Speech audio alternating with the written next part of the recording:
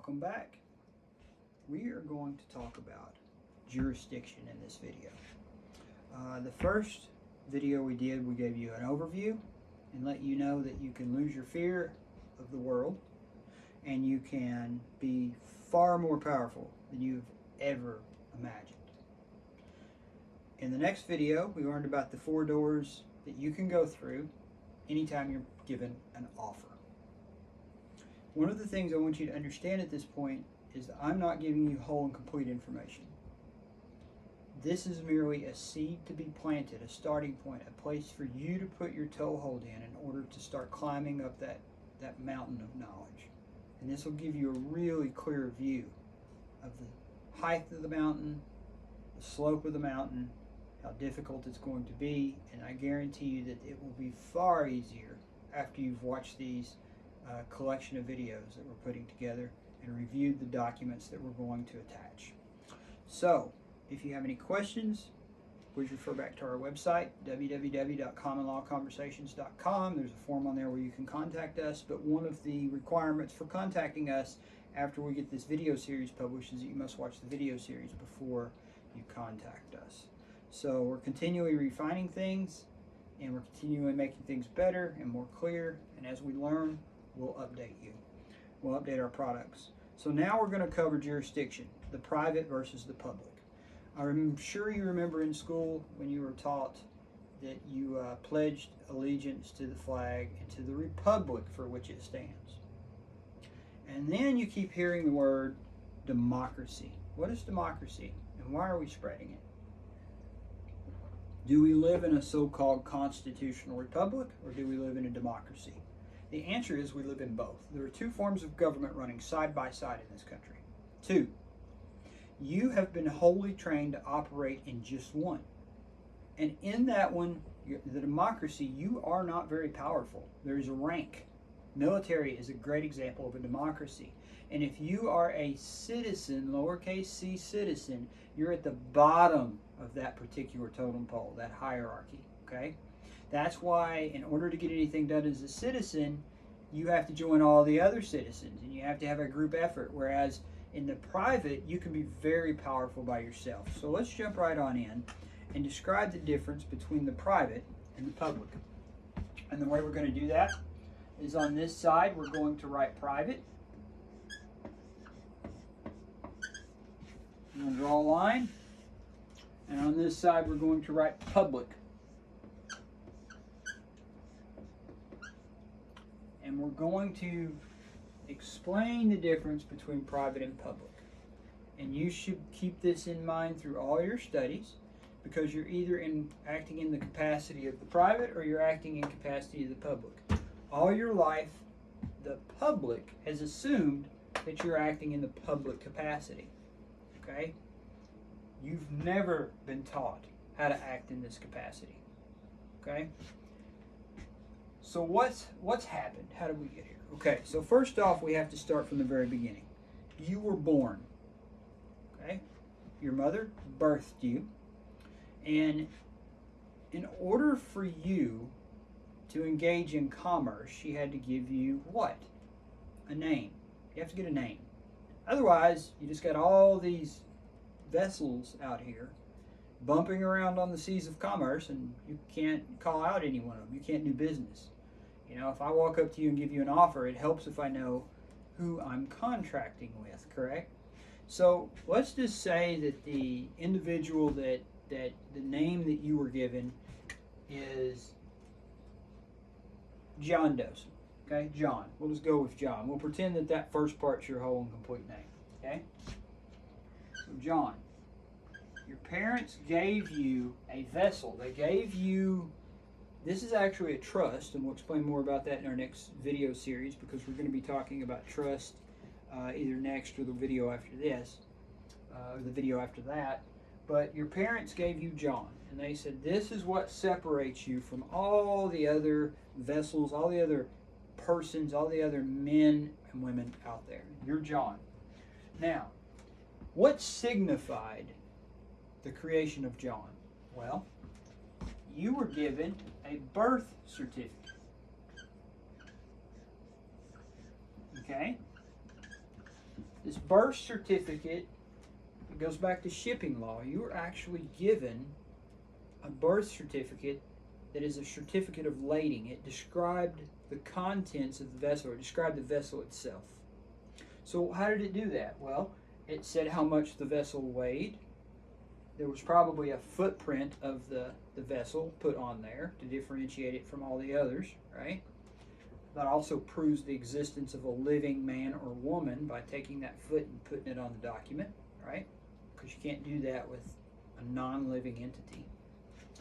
And it had the length of the vessel. The vessel couldn't stand up yet, so it had the length of the vessel, the weight of the vessel, and that was your birth certificate. Now, there is a difference between a birth certificate and a certificate of birth, and something that I want you to remember throughout this video series is that if something is different, it's not the same, and if something is the same, then it's not different. So if I come up to you and I say, go, if you work for me and you're my file clerk, and I say, go get file 1A, and you return with file 1A, are these the same? No, they might be in our definition of our filing system, but these aren't the same. This is different, and something that is different can't be the same. Another thing I'll remind you is that everything that I'm going to be teaching you, you already know. You've just not ever digested it or been provided it in this format. This all makes sense, and I'm not going to teach you anything that cannot be verified through other sources. So, common sense logic, what is the same cannot be different, and what is different cannot be the same. So, your mother was prompted, probably by hospital staff, if your birth occurred in a hospital. She was prompted by hospital staff, maybe while she was under the influence of some kind of drugs post-birth, to send some certain paperwork off and to apply for a legal name as opposed to this, which is a lawful name. There's a difference between legal and lawful. So she probably filled out an application, and what does application mean? To apply means to beg. So she begged the state, because you send this off to the government, right? The state. She sent this birth certificate off, and in return, she got back a certificate of birth. And you may say, well, Bill, that's the same thing. No, it's not. Take your birth certificate into the DMV and try to use it as identification. It won't work. They can't use that document. Why? It's not in their jurisdiction. They can't see it. So it's a certificate of birth. Now, that certificate created a whole new trust entity, a new company. It created a new vessel, and that vessel was written like this. Capital letters. Now, the format you'll already learned of your first and last name, all at first, middle, and last, also matters, but we're not going to get into that until later, okay? So right now we're just going to focus on the capitalization. This is uppercase and then lowercase, and this is all uppercase. And you may say, well, that's the same. No, it's not. What is different is not the same. If you were to ask a child who's learning how to read, is this the same as this? They're probably going to go, no, this is a capital letter, and this is a lowercase letter, so it's not the same. Children are very, very good at spotting truth and pointing it out. So, your mother sent off the birth certificate. She got back a certificate of birth that created a new trust entity. Okay? This is the one that you've been using your entire life. Go look at your driver's license. Go look at your court records. Go look at anything the state has ever sent you. It'll have an all-capital name. You think that's coincidence? I guarantee you it is not, because on those same documents, they'll use uppercase and lowercase in other areas. Look on your driver's license. There's probably uppercase and lowercase on there, but your name will always be in uppercase on any document that has any legal standing. Okay? I once was in a courthouse, and the clerk behind the desk wrote my name in all caps, and I was just learning this stuff, and I said, that's not the way I write my name. He said, oh, I misspelled it. I said, no. I said, when I write my name, I write it like this, and I took a piece of paper and I put the uppercase, lowercase. And the thing about talking with public people is public people are in a box. They're in the public, they're in a box, they've been told what levers they can pull and they can't see anything else, okay? Oftentimes, they don't know why they do the things they do, they just know that's what they do. And in the public, substance doesn't matter. It's all about form. More on that later. Over in the private, it's about substance and not form. Over in the public, it's about form and not substance. Just to give you an idea of that definition, what happens if you walk into a public DMV, Department of Motor Vehicles? What's the first thing they do when you ask for something? They say, here, fill out this form. Everyone who fills out that form puts the same information in the same box. The substance doesn't matter. It's all the same stuff in the same box. There's your name here, your social security number here, there's a domicile or address here, and so on and so on and so forth. So, over here, you have substance. Over here, you have form. Okay? And when you're operating in the public, and when I walked up to that guy and I said, hey, this is how I spell my name, he hung his head and he said, I can't do it like that. And I said, why not? And he mumbled, he said, I don't know. He had no clue. He just knew he couldn't. So there you go. I was in the military at one point, and if you ever picked up an ink pen other than black to sign something, you would get your head chewed off. Why? They have no clue. They just know that's the way you do it. There's a reason for it, but not everybody on the lower levels knows this stuff. When you get pulled over by a police officer, and the police officer makes you the offer of, please give me your license, registration, and proof of insurance, he doesn't know what he's really asking for. I mean, he knows the rough thing about it, like address, for instance. When he asks for your address, he's not asking where you physically lay down and sleep each night. He's asking for the domicile, which is different. It's a different definition than where you live. He's asking for the domicile of this all caps trust name. He may not know that. He may not realize that, but he can't move forward until he establishes jurisdiction. He cannot move forward until he gets that little card that says that you are an employee of this corporation over here. Okay? So let's move on. How else does the public differ from the private? Well, over here you have common law. Common law. What's common law? There's only 3 precepts to common law. Common law is law that's common to all men. There's only 3 real basic common laws. Number 1, you cannot damage someone. Meaning I can't walk up to you and punch you in the nose. If I do, there's consequences. Number 2, you can't trespass on someone's property. And that's just not stepping onto their land. That's also if I walk up to you and jerk your cell phone out of your hand and smash it on the sidewalk, I've just trespassed upon your property. And number 3, you have to remain honorable in contracts. That's it. It's very simple. Very simple on the private side. Now, what do you got on the public side that corresponds to this? Well, you've got statutes. You've got codes. You've got executive orders.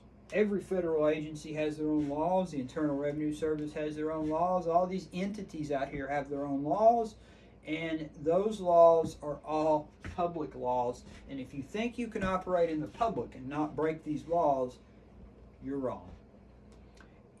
I've heard it said that the average person operating in the public breaks at least one law that is a felony a day. You commit 1 felony a day. If you're a business owner, you do 2 or 3 a day. It's not possible to abide by every law for the same reason that it's not possible to please 10 different people. You can't do it. There's too many of them. You're going to end up breaking some of these laws. You're gonna. If a police officer looks long enough and hard enough, he'll arrest you for something, which is why we'll have a whole other section on talking to police, because you probably should never do it unless you're the one that called them, because if you talk long enough, they can find a law that you broke if he's a good cop. So, and that's their job, by the way. So, over here you got a myriad of laws that you have to abide by. Your ignorance of the law. What is law? Your ignorance of the law is no excuse. That means you have to know the law. Well, law equals, what is law? It's an agreement between men. What is a contract? It's an agreement between men. These 2 words are synonymous. Anytime you see the word law, replace it with the word contract. Anytime you see the word contract, replace it with the word law. Things will make much more sense. Police officer driving down the road, it says law enforcement. It's contract enforcement. There's a contract there. If he has jurisdiction over you, there's a contract there. You've agreed to it. there was a federal judge who at one point stated that anyone who has ever spent time in jail did so by consent.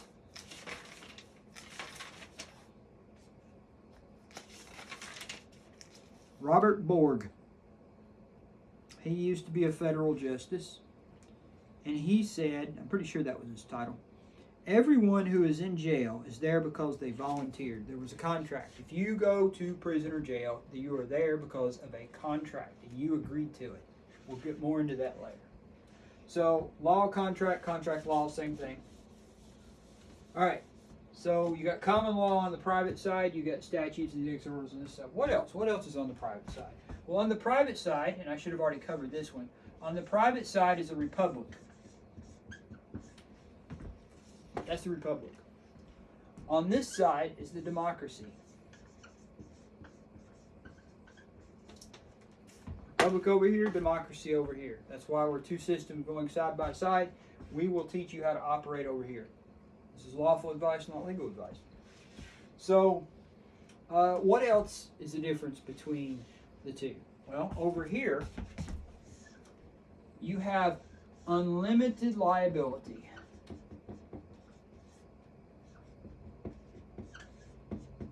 Now, what is unlimited liability? It means you are 100% liable for any damages that you cause. On this side, the concurrent thing is limited liability. What is limited liability? Liability that is limited means you're not 100% responsible for damage you cause. So, if you're my employee and you walk into, well, let's say you're driving down the road in the company pickup truck. You're a flower delivery company.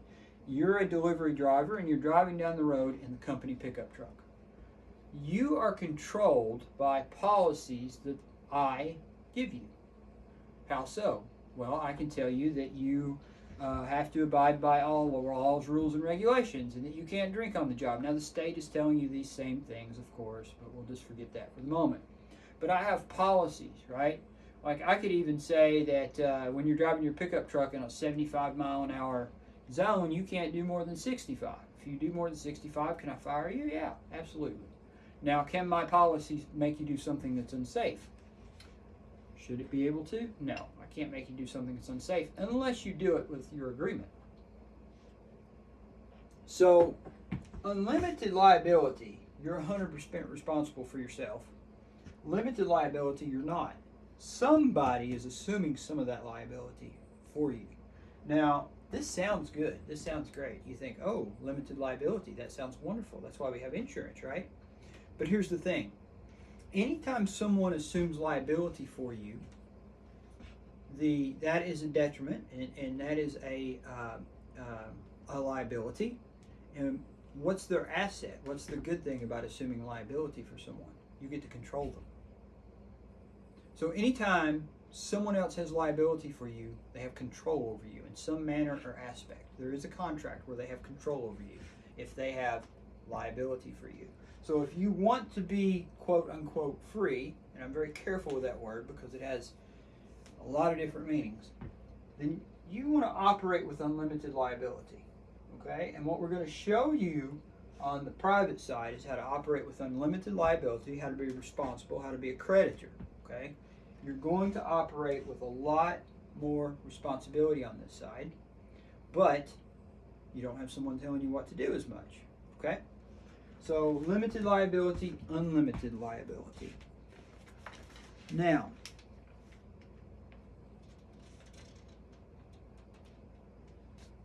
on this side, you have living men.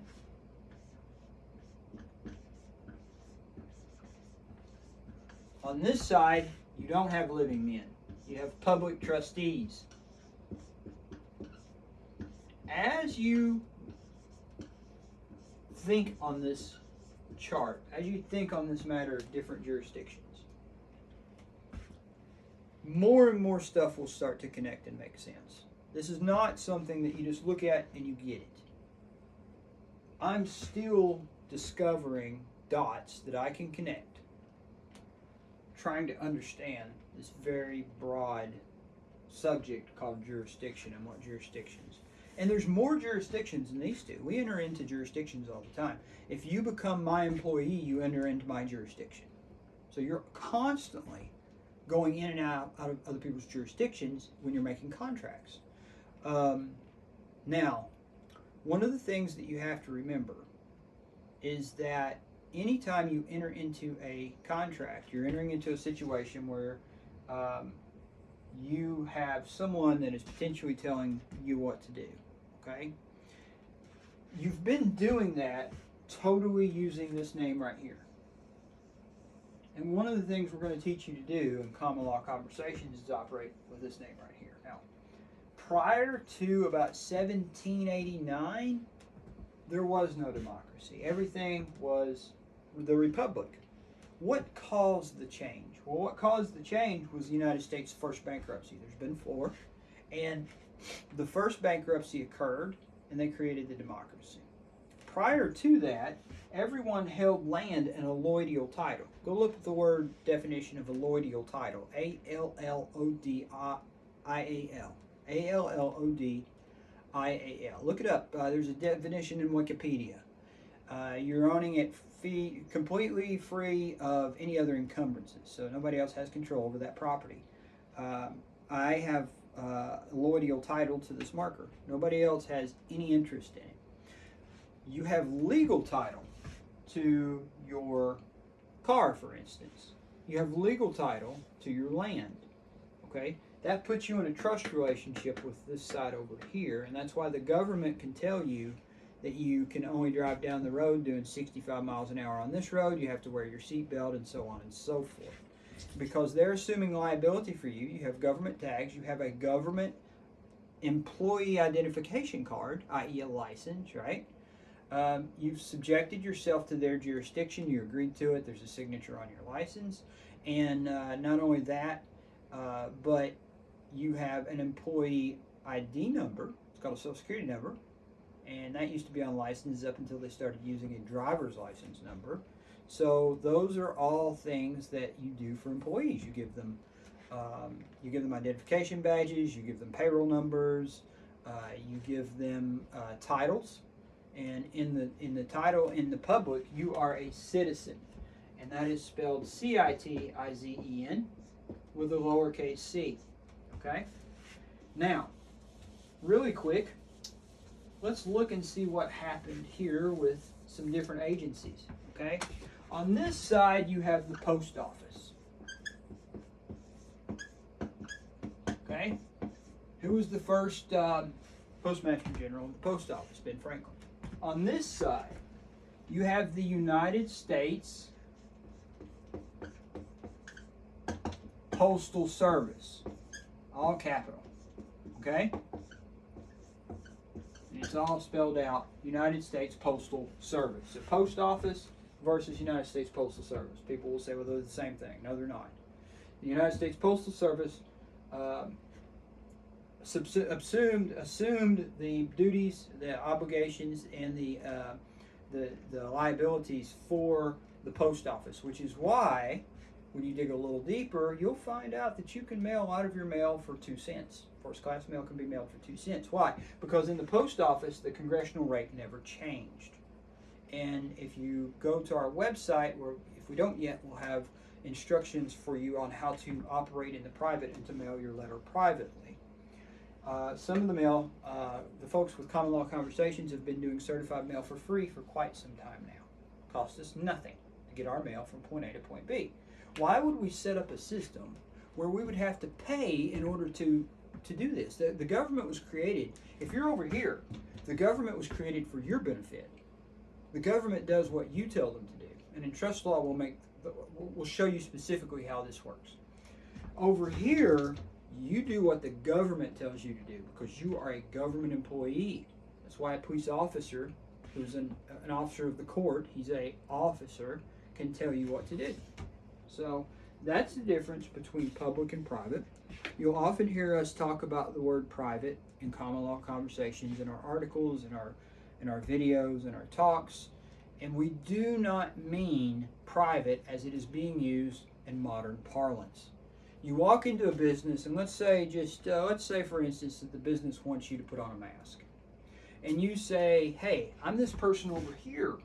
Your policies don't apply to me. I'm not an employee of your store, because if I'm an employee, what do I get in return? I get a paycheck. So if they want you to abide by their dress code, then they're treating you as an employee. If you walk into my store and I say, "Hey, you, I don't know you from Jack, but I want you to grab that broom over there and start sweeping."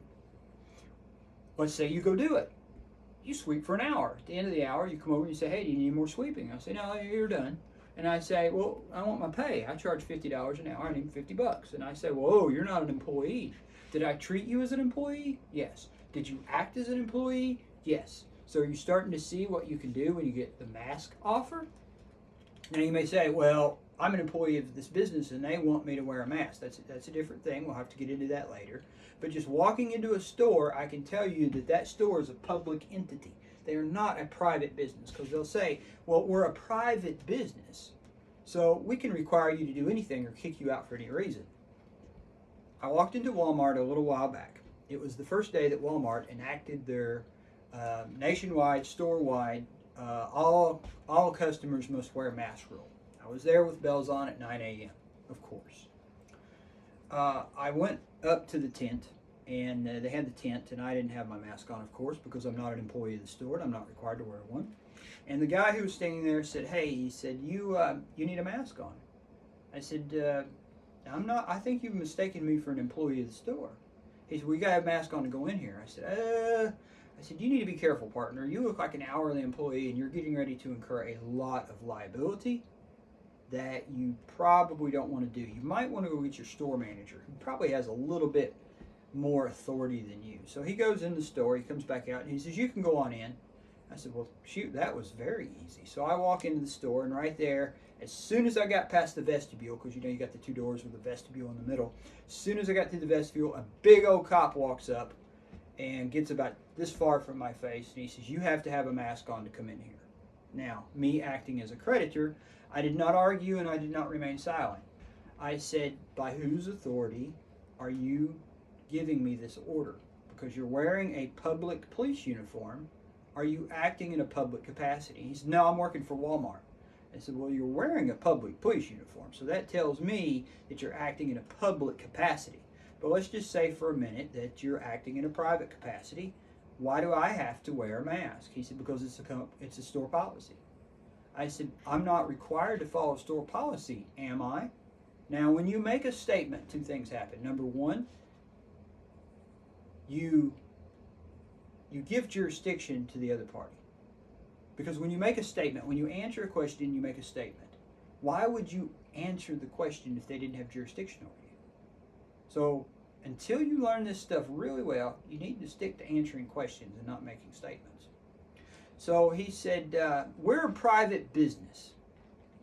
I said, "Are you?" He said, "Yes." I said, "Is there a public business license hanging on the wall back in the office?" And he said, "That doesn't matter." I said, "Oh, I think it does." He said, "We can kick out anyone that we want to." I said, "Really?" I said, "If I prove that false, can we talk further?" He said, "Sure." I said, "Can you kick me out for being black?" He said, "Well, that's different." I said, "Do you know why you can't kick me out for being black?" He said, "Well, that's just different." I said, "The reason you can't kick me out for being black is because it's a violation of the 1964 Civil Rights Act, and it would violate that public law. The reason that this store has to follow public law is because they are a public business." Now, what the modern definition of private business is it's a publicly governed business that's not a governmental entity, i.e. they're not a government agency. Walmart is a for-profit, private corporation, but the word private means that they are non-governmental. They are not a private business. If they were a private business, a truly private business, they wouldn't have to follow laws. They wouldn't have to follow anything but common law if they were a truly private business. A truly private business probably could kick me out just for being black or Jewish or Christian or whatever they wanted to do. But that's not the case with Walmart. That's not the case with Lowe's. That's not the case with Hardee's. And just because I walk in your restaurant, that does not give you jurisdiction over me. The only way you get jurisdiction over me is if I give it to you. How do we do that? An employment contract. I'm not going to give jurisdiction, which is a liability for me, unless I also get a benefit, which is a paycheck. So one of the things you need to ask for if they want you to abide by their dress code is a paycheck. You're a private person, okay? And I'm going to show you in this video series how if they damage you by kicking you out of the store, if your employer damages you, even though they can't prove their claim that the vaccine is safe, if they damage you by terminating your employment, from here you're extremely powerful. You can get remedy for damages. So let's say you work for a company for 10 years, you make $100,000 a year, you've got another 10 years until retirement at, let's just say $100,000 a year to keep the math simple, and they fire you even though they can't prove their claim. They just caused you $1 million in damages. I can show you how, from this side, you can get remedy for those damages. Over here, what do you have to do? You have to sue. You have to go into a public court. You have to get an attorney as a debtor. You can represent yourself, but think about those words. You're representing yourself? I'm not. How can I represent myself? I'm not representing myself. I'm representing by myself. If I go into the court system as my own attorney, it's called pro se, P-R-O space S-E. I am representing this name. I'm not this name right here. I am not this name. I'm a living man. When somebody says, "Who are you?" most people don't know how to answer. Okay, you walk into court and you say, and the judge says, "John," and you stand up and you say, "That's me." That's not you. Okay, what is a name? What's a name?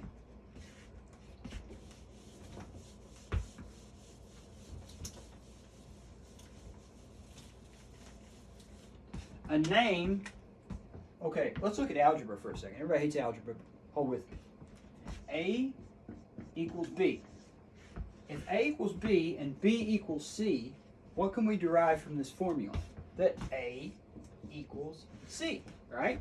If A is 2, then B is 2. If B is 2, then C is 2. If A is 2, then C is 2. So if A equals B equals C, then A equals C. Simple enough. It's as far into algebra as I ever got. Now, what is a name? A name is a collection of sounds and symbols. That's what a name is. Are you a collection of sounds and symbols? Is this you? No, you're not a collection of sounds and symbols. Okay? I'm going to say something, and as we go through our video series, it's going to make more and more sense. The average person doesn't know who they are.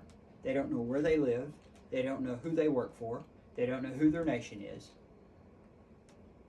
There's probably a few more things that the average person doesn't know, but those are the four big ones that we will show you how you can answer by answering the question, who are you? Remember, at the beginning of this series, I said the most important question you can answer is, who are you? And are you a collection of sounds and symbols? No. Are you the name? No. So let's say that I owned a restaurant. We'll call it McDonald's. And let's say that McDonald's, is, say I'm getting sued. Okay, I'm the CEO of McDonald's, I'm getting sued. You're my friend, and you're a pretty savvy person. You're not my employee. But I come up to you and I say, "Hey, I got to go to court today, and I've decided I want to go golfing instead.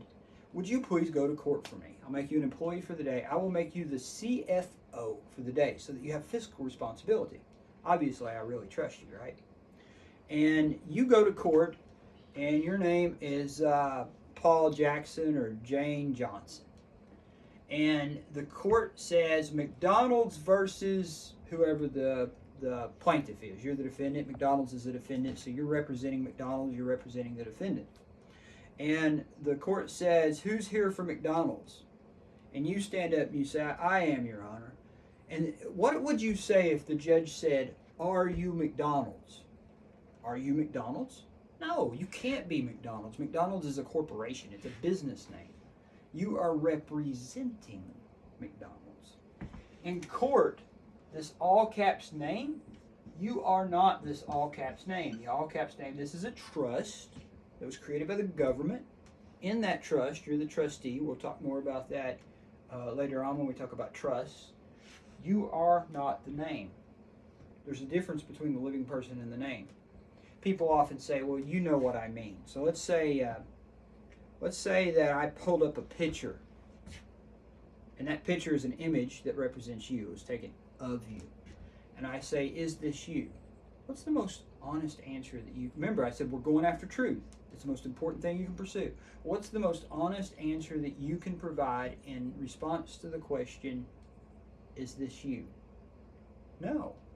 This is a two-dimensional image. It's a picture, right? I once had an FBI agent hold up a phone, and there was a person on that phone, an image of a person, okay? He said, do you know this person? I said, I don't think that's a person. He said, yes, it is. No, it isn't, which I argued, given. He said, then what is it then? I said, it's a cell phone. Of course, people were like, well, you know what I mean. No, I don't. Say what you mean and mean what you say. That's your first duty. Mean what you say and say what you mean. And he didn't say what he meant, right? When a police officer asks you where you live, he doesn't want to know where you lay your head at night. What if you laid your head at a different spot that night? What if you slept in your car in a parking lot? Is that where you live? Where do you live? He's not asking where you live. He's asking where your all caps trust is domiciled. Domiciled. You need to look that word up. It means something in a legal context that you need to know. Okay? I recommend a Black's Law dictionary. You can do Bouvier's. I like Black's Law. The earlier editions are probably a little bit more accurate. They start grappling the later editions. I have a sixth. I'm probably going to shoot for a third or a first here pretty soon because I love looking at the differences of the words and how they've changed them. So language is important. He is not asking where you live. He's asking where your all caps trust is domiciled because people don't have addresses. Businesses have addresses. People don't have credit scores. Businesses have credit scores. The United States of America is a business. It's a corporation. The all caps thing is a corporation. The United States of America is a corporation. It has a credit score. Of course. So, what is the honest question to where you live? What's the most straightforward, truthful answer that you can give? I live in my body, right? So who are you? If I cut off your finger, are you any less you? Does it change who you are? What's the essence of who you are? If I cut off your hand, does that change who you are? Are you any less? If your name is Joan, are you any less this person that people know as Joan just because I cut off your hand? No, this is a physical thing.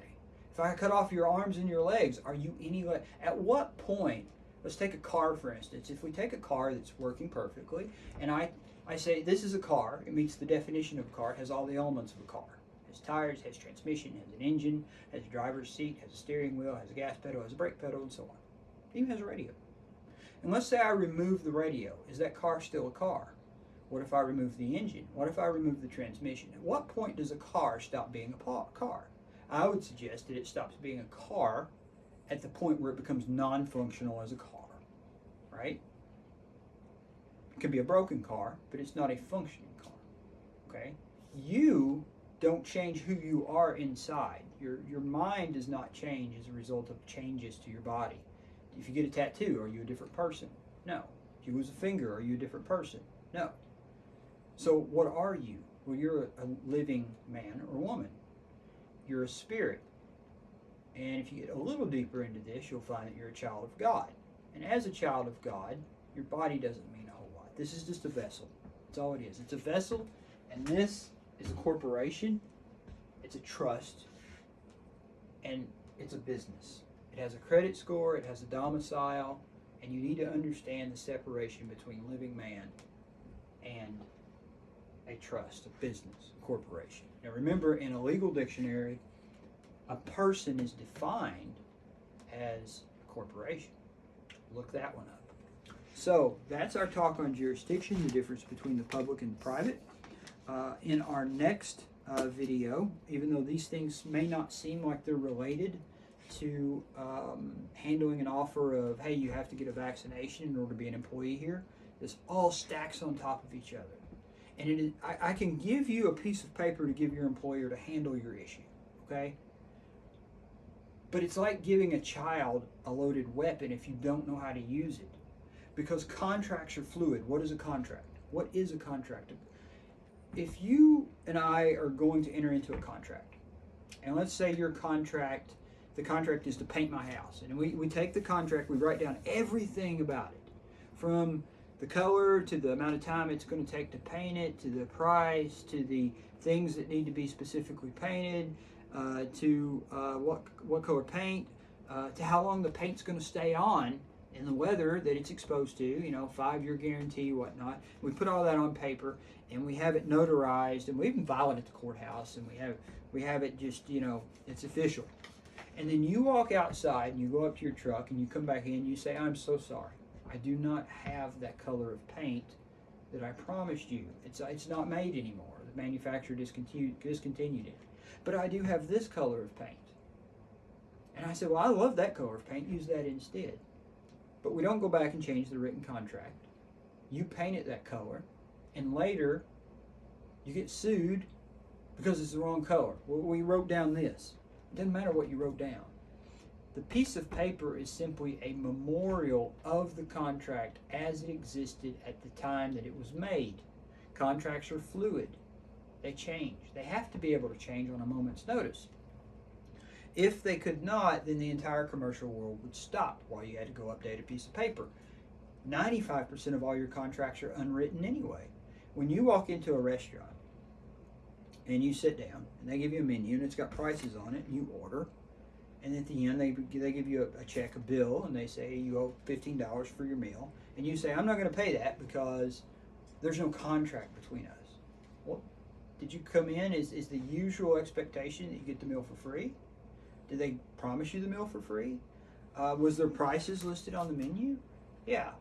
So you entered into a contract, and if you try to leave without paying, that's theft. Reasonable, right? What is written on a piece of paper is not the contract. What is written on the piece of paper is the memorial of the contract as it existed at the time that the contract was instituted and agreed upon. A contract is simply an agreement between the parties, okay? And the business here can enter into contract. The living man cannot. You can enter into contract as the public person or the private person. And in later videos, we're going to show you how to operate in the private. And we're going to cover, in our next video, I believe, trust. And how the public and the private are mirror images of each other. And after that, we're going to cover maxims. And then we're going to get into sovereignty and authority. And we're going to cover a lot of other stuff. Private administrative process will come after that, where you are really going to learn how to get your way in commercial matters. So come back for the next video. Thank you.